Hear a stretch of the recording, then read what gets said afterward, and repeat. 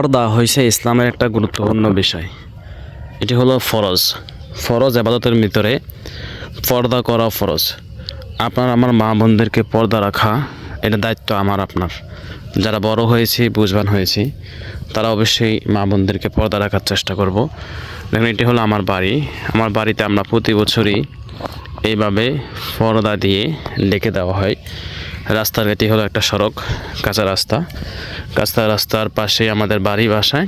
এখানে আমরা আমাদের পুষ্করির এই সাইড থেকে পর্দা দিয়ে কাগজ দিয়ে প্রতি বছরই আমরা কাগজ মেরামত করে আমরা যখন একটু ফাঁকফুক হয়ে যায় আমরা মেরামত করে সুন্দর করে দিয়ে থাকি।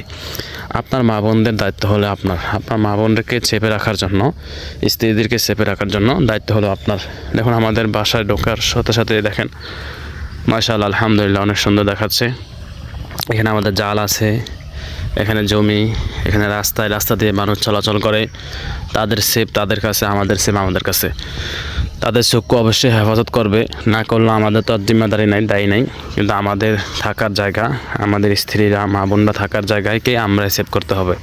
এই জন্য আমরা অল্প টাকা খরচ হলেও একটু কষ্ট করে পর্দার বিধানটা মেনে চলার চেষ্টা করব, সবাই মানবার চেষ্টা করব। দেখেন আমরা সুন্দর করে কাগজ দিয়ে প্রতি বছরই এরকম মেরামত করা হয়, কম বেশ এবছর করেছি।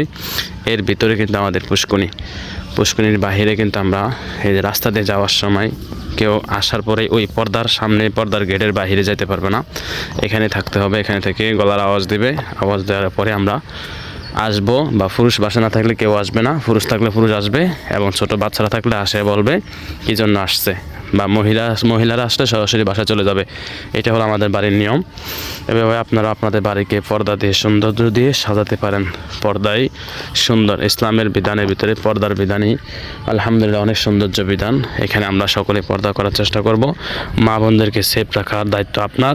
যারা বুঝবান হয়েছেন, বড় হয়েছেন, তাদের কাছ থেকে মা বোনদের হিসাব নেওয়া হবে।